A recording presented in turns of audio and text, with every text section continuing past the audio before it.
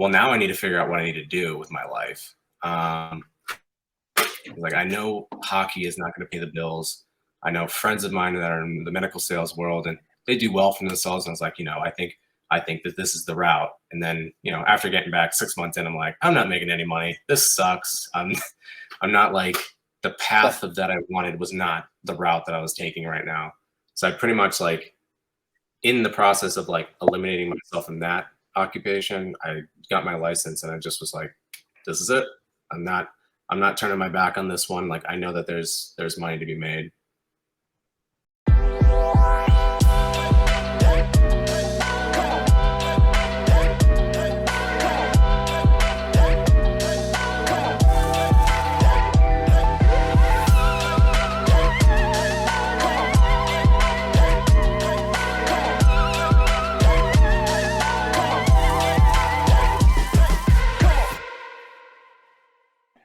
Tom, Matt, another episode of Pucks to Properties. What's going on, fellas? Not too much. Bob, thanks for having us. Very good. Good morning. Yes, Bob, thanks for having me on. I appreciate it. Very good. Thanks for Tom seems to jump on all the time. I don't know what the hell's going on, but he seems to jump on every time. But Tom, purpose of this podcast is what? We like to start off by just giving our purpose. It's the same as every week.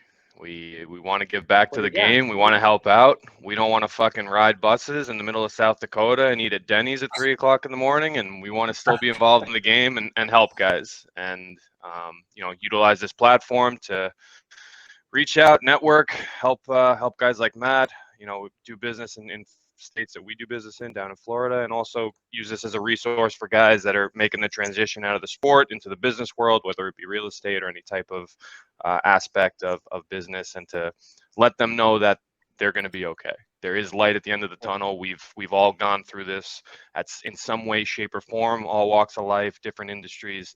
And we use this to reach out. I mean, look at last week. We got a guy coming in who heard our podcast, went through some stuff with the PHPA, and got him in here for a job interview. And then, hopefully we'll bring him on board sometime soon in the near future. So that is our why. Yep. Yeah, I'll add to that. I mean, obviously, all of us, we're all the same. I mean, Matt, we were just talking right before he got on, which is a really cool story about your grandfather, which we'll get into. But a lot of us go through a lull or go through a little depression. We don't know what we're going to do after hockey. We're in the locker room. We're sitting there. We're looking at each other like, shit, man. Either went to Europe for a little bit, or I'm playing in the coast, or I'm playing the AHL, NHL, whatever it is.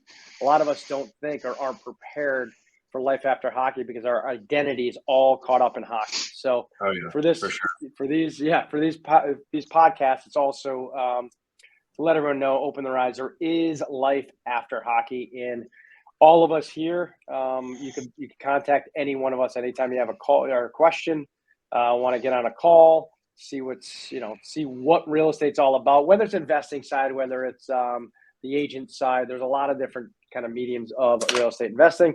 Also, this podcast brought to you by REVA Global, Virtual Assistant Services. So with that being said, let's introduce. Tom, why don't you do the introduction? Glad to. We have Matthew Harrington on the show today. Played against each other a couple of years, different areas around the country. Mutual friend, Adam Pleskach, told me to reach out to you, get you on the show, and you're doing some good things down in Florida. So trying to make my way down here.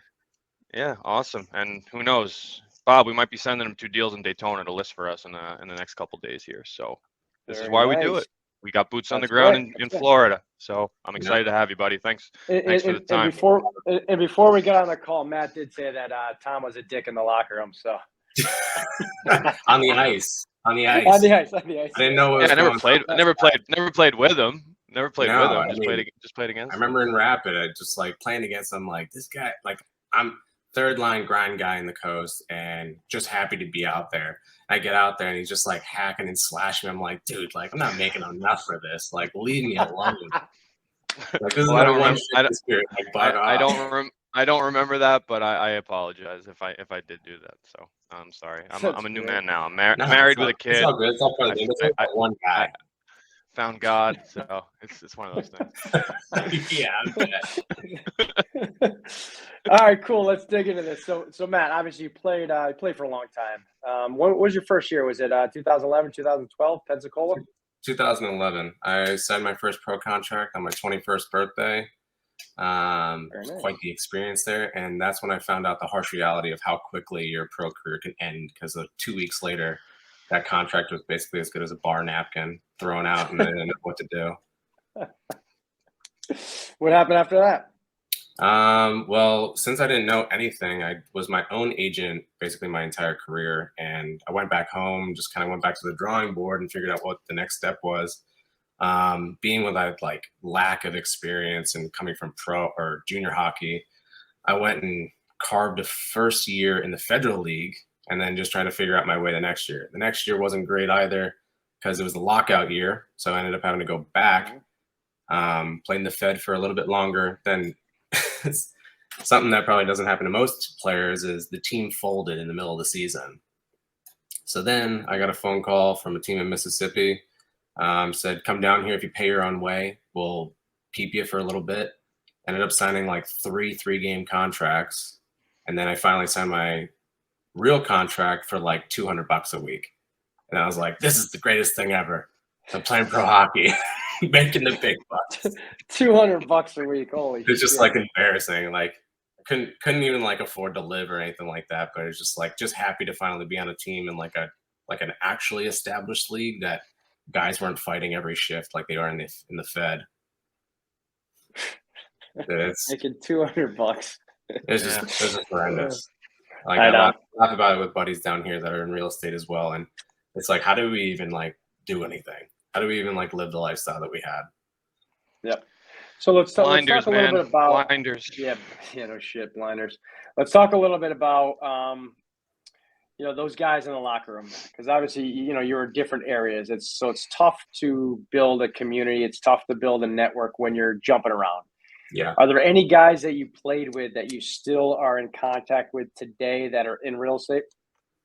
There's 3 actually. I know there's a couple more. I got 2 in Chicago, 1 in Saginaw, Michigan, 1 in Dearborn, Michigan, I think, and then the other guy, I think he's down here in this area in the Naples. He does very well.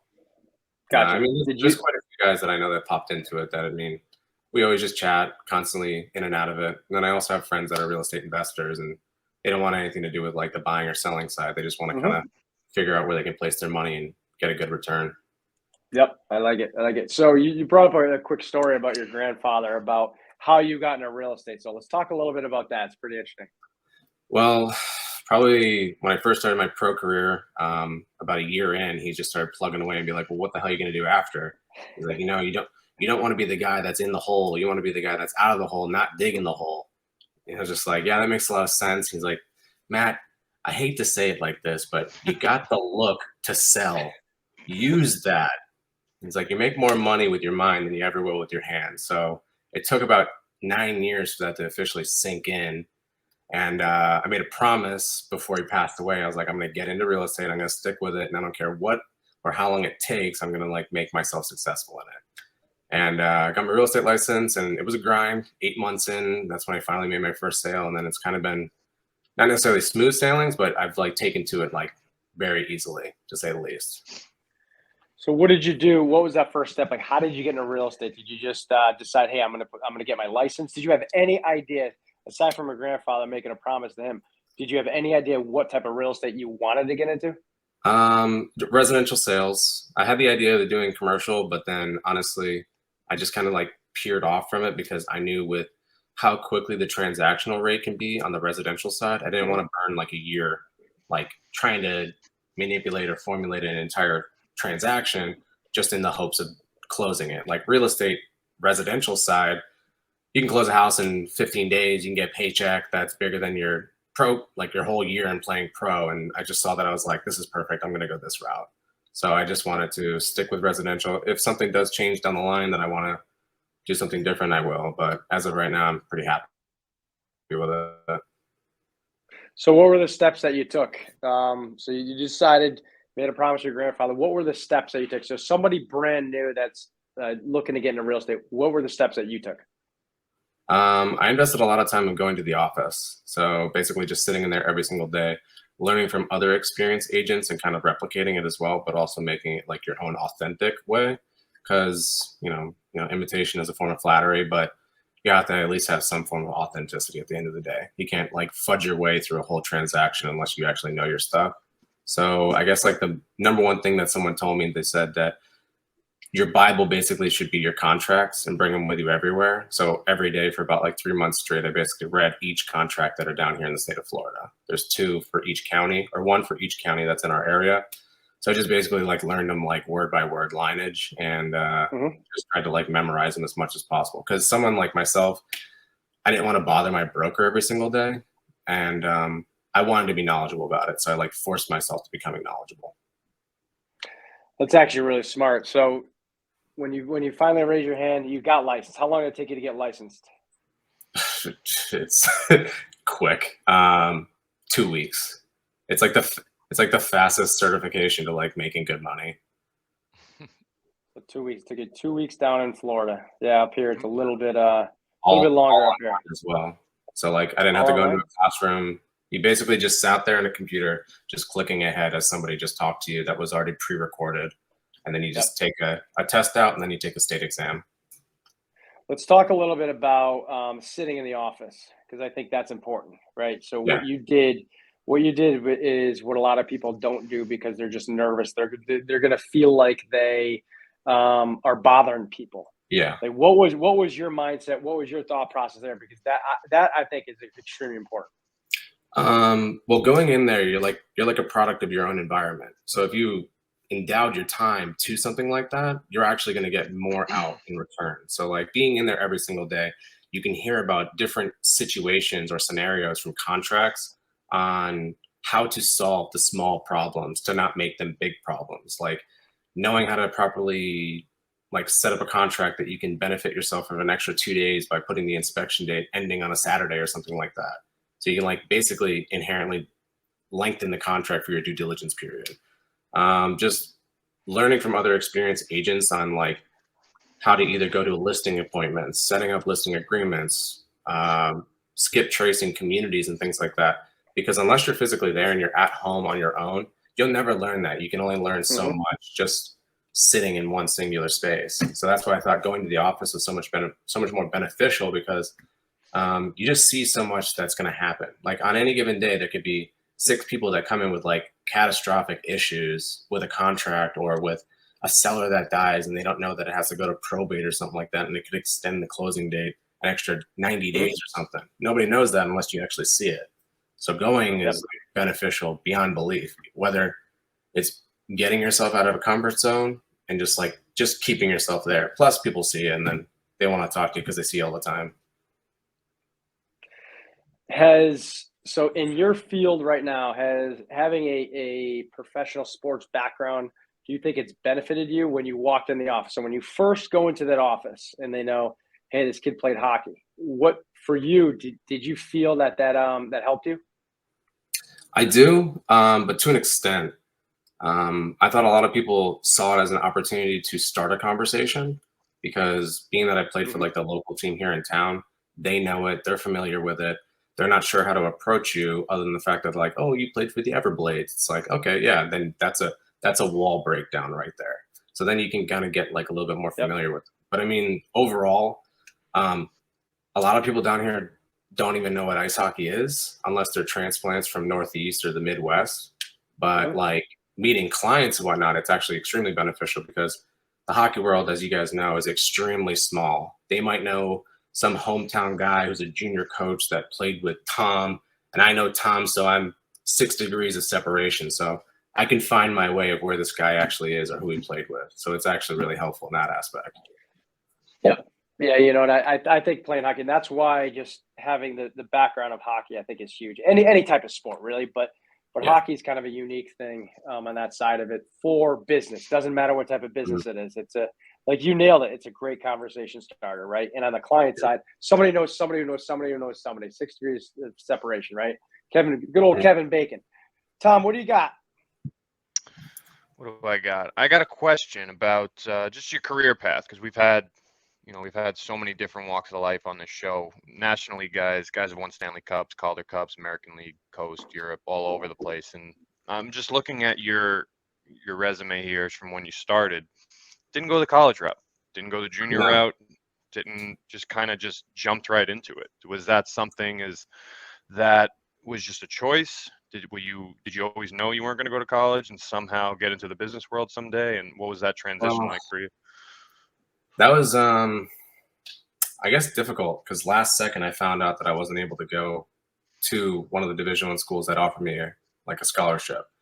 I found out midsummer after basically verbally committing to 2 schools that I was going to go to either one of them if I got the clearinghouse approval by NCAA. Then I got an email stating that I wasn't no longer eligible for Division I ice hockey because of my online schooling that I did. They thought it was an unfair advantage.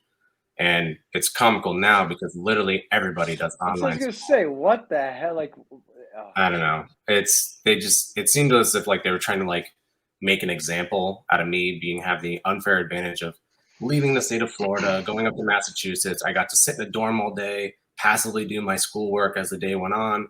I got to work out in the morning. I got like such a luxury of like a high school time frame that it just felt unfair. So then the decision to go like the pro route was just kind of like done by my coach in juniors. His name is Mark Kumpel. He was a Thrashers head scout and stuff like that. I think he's still coaching over in like the VHL with like the Chinese team. I'm not sure what the name of it is, Kunlun Red Stars or something. Mm-hmm. But he basically called me on the phone. He's like, well, Harry, you got a choice to make. Either go play D3 like you don't want to, or you're going to go play pro, and pro is going to be a hard route for you. And I was just like, I think I want to do the pro route because he said it's going to be so hard. And he's just like, you got no idea what's going to happen. And I was like, yeah, probably. I'll figure it out, though. And he's like, all right, I'll be here to help as much as I can, but no promises. I was like, oh, okay, sure. And that was in Cape Cod, right? He got me to go to the team in Cape Cod because he knew the manager of the team.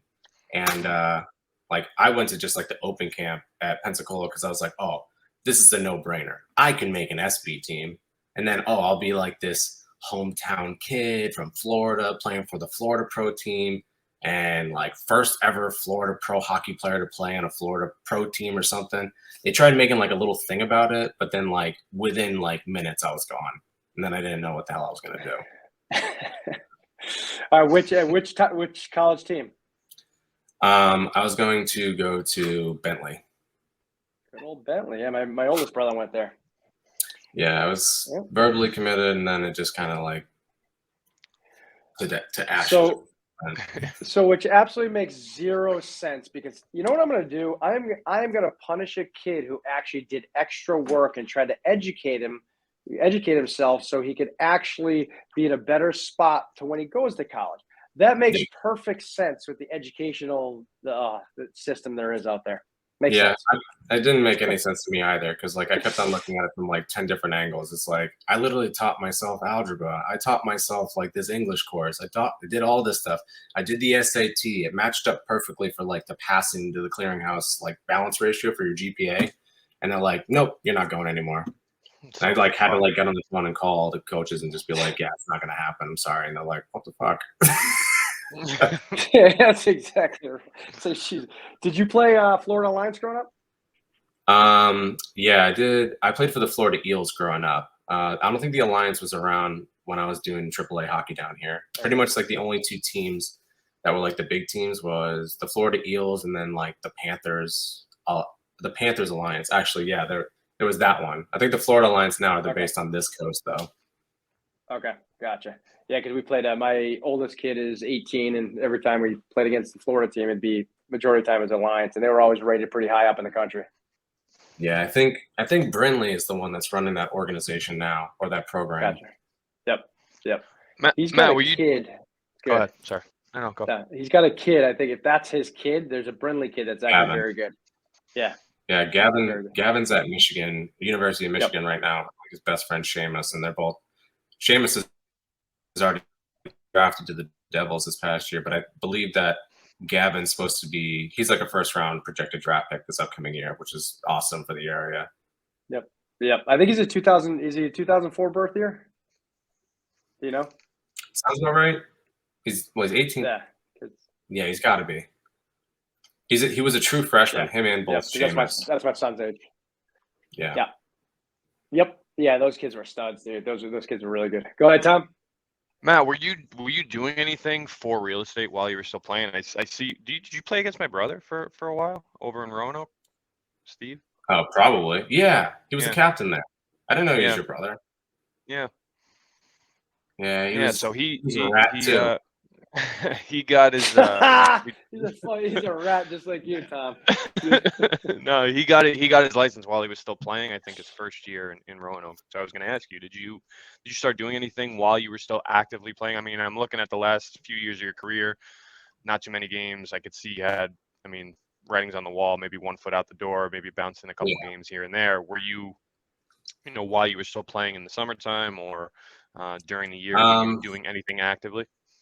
No, to be honest, absolutely not. I didn't know what I was getting myself into when I first started real estate. I knew of it. I didn't know any the legalities of anything. I didn't know how to write a contract. I literally just kind of jumped into it head first and as total sink or swim. Funny thing is that I actually made the decision to leave hockey when I was at training camp in Wheeling. I was sitting there. I can't remember the coach's name. Funniest accent in the ever from Boston, and I'm sitting in. What's his name? Donatelli. No. He was there when I first played for them years prior. I Tim Army. Good old Clarky. No, it wasn't Tim Army or Derek Army. He was just before, but I'm sitting in his office, and he's slides the contract over, and I'm sitting there thinking to myself holy shit, this is the first time I'm actually gonna sign an East Coast contract out of training camp, making a team, because I usually just get gassed last day, 10 draft picks come down. They're like, see you later, kid. We'll talk to you in 2 months. And I'm sitting there, I'm looking at the thing, and I'm like, wow, I'm going to make the most money I could ever make in the coast, and I'm just going to cut the cord right now. Because I just sitting in the condo that they had there in beautiful Wheeling. And I'm like, I just honestly cannot do this another year. 28 years old, I'm like, I can't do it. I was like, I'm gonna just drive back home. I was like, I'm gonna face this guy. I'm gonna tell him right to his face. I was like, don't cut one of these other kids. Give this kid another contract. I'm just done with this. And I literally packed my shit and left. Wow, that's funny. I mean, I'm looking up. It said this is back whatever year Donatelli was the coach down there. Clark Donatelli. Yeah, I don't know what year it was. Fucking dude, yeah, those are all Boston guys. I played with his brother Pete in BU. Yeah, I know Derek is a coach now. Donatelli was freaking hilarious. Just funny dude. Just yelling at us on the bench for no reason. You're just like, come on, man. So Derek Army. So he's coach down there now? Yeah, I think he's the head coach now. When I played there the first time, he was, I think, the assistant captain of the team. Good Providence, dude. Right? Mm-hmm. Providence College, very good. Tim Army is his father. Yeah, I know Tim. Okay. Interesting. So Small world.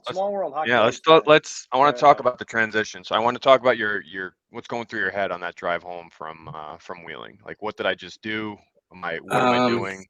Because that's officially in my mind that's sink or it. swim now. Sink or swim. What the fuck are we doing? So let's touch on that.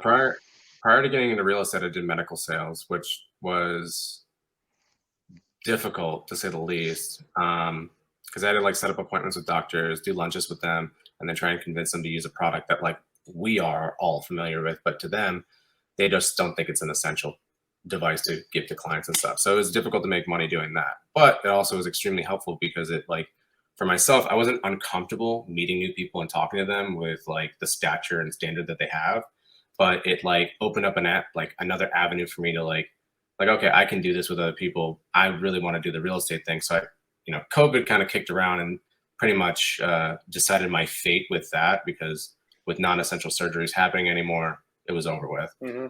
But yeah, the drive back home, I basically was well, now I need to figure out what I need to do with my life. I know hockey is not going to pay the bills.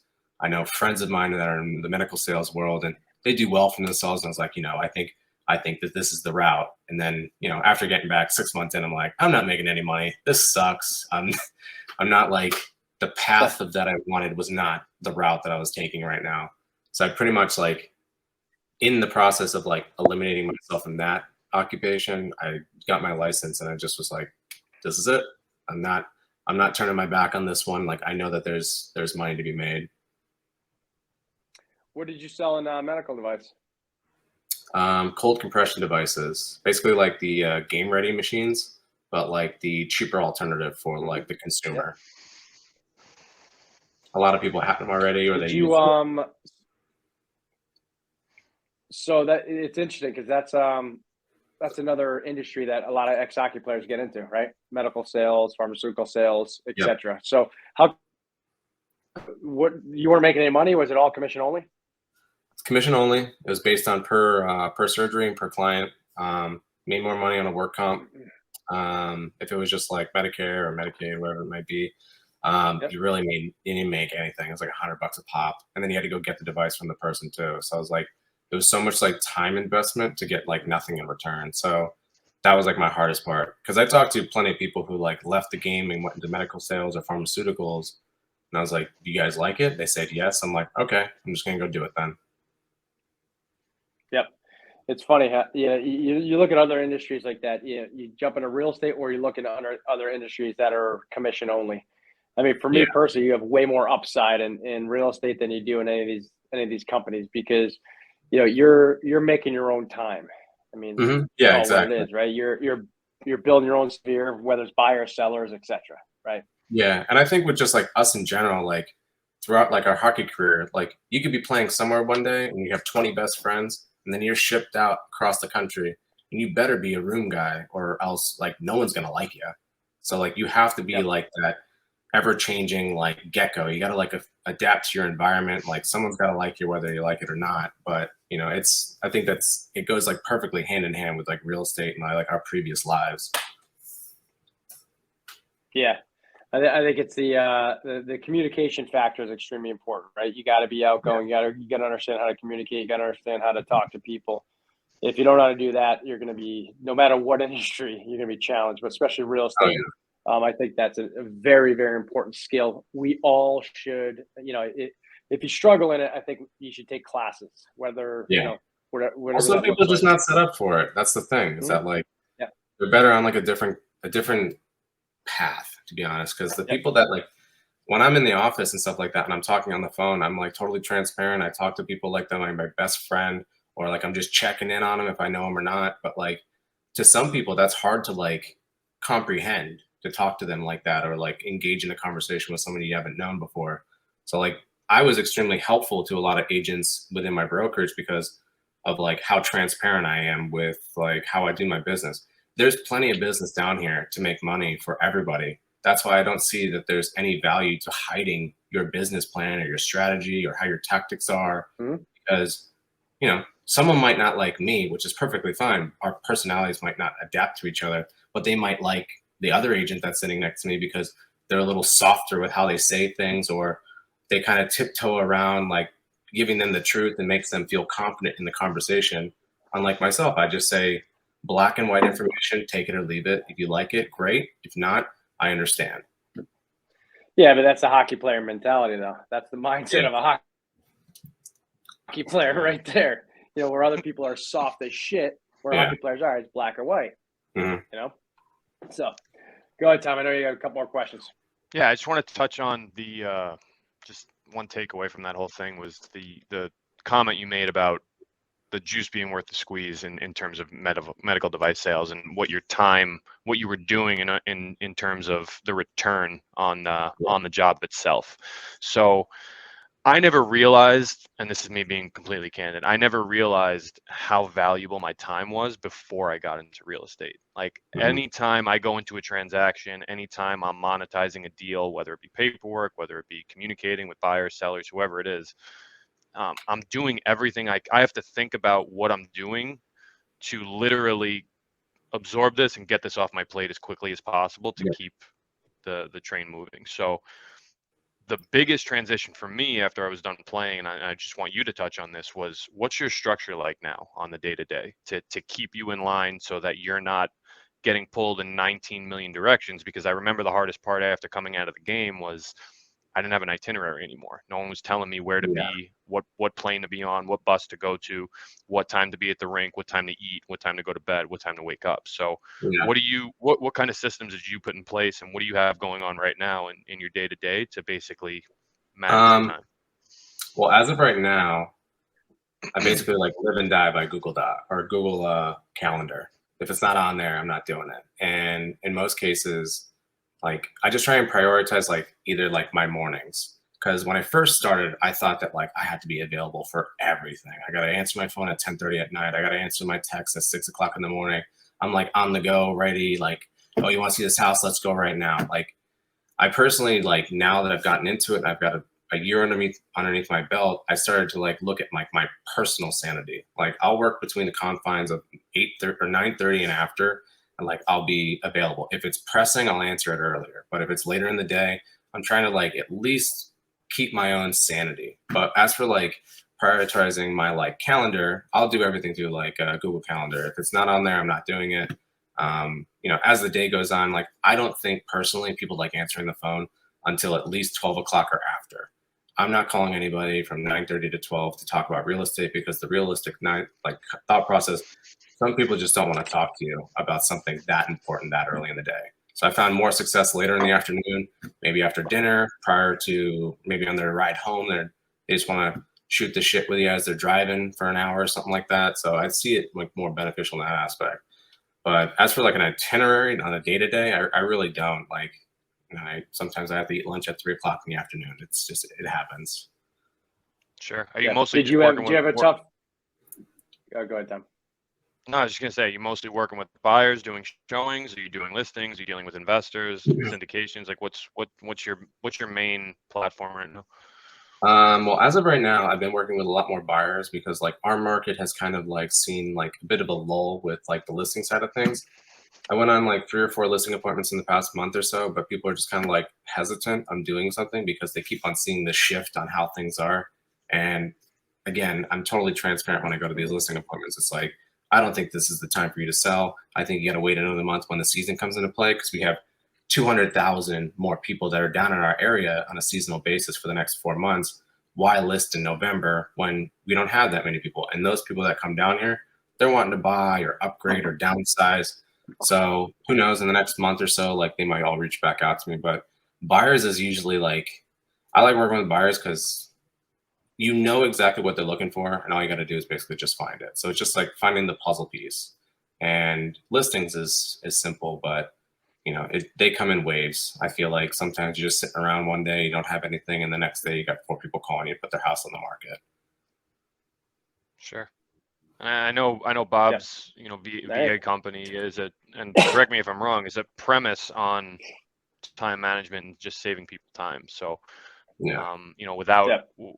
what do you have assistants? What do you use? Are you doing everything yourself? What's going on with you right now? I've always been like my own like dictator on time, and like I have my own CRM system that automates emails on a daily basis of whatever's set up for like their criteria search. But then also within that system, it sends out auto texts for sellers. So if I skip trace a community, it'll automatically send them like monthly updates of what their home values may be.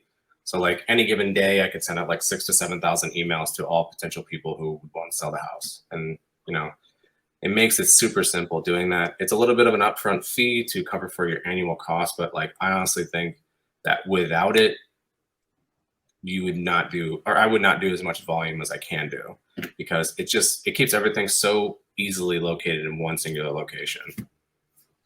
Yeah. Awesome. Well, technology is a key to anyone's success, right? I mean, that's just exactly what it is. I know, Tom, you got one more question. I know we're coming to we're wrapping up here too. So just the final question we give on every show is essentially, why do you think hockey players resonate towards real estate and do so well in this industry? Obviously I'm looking at your resume, very unconventional route to get to where you are. I mean, you carved out 8 or 9 years, whatever it was, but probably the hardest way possible. Own agent. Yeah. No, didn't go to college, didn't play major junior, had to literally start in the lowest level possible of pro and just kind of advance. So, and I think that's a testament to why you're so successful in real estate right now. So, why, I mean, I think I know the answer, but why do you think hockey players are so well adversed in this industry?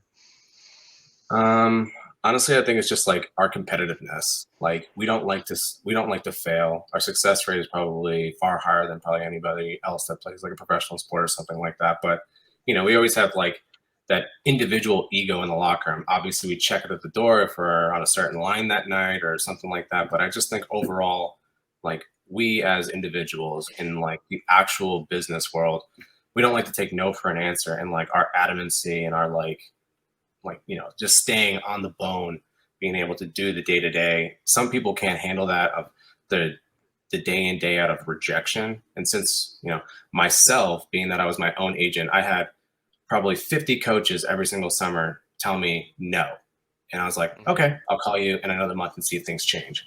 So I was constantly just like hearing the word no, and it never really affected me. And same thing with like the real estate world. Like I strive to get that yes on a day-to-day basis. So like, yes, I want to go see this house. Yes, come over, set up the listing appointment.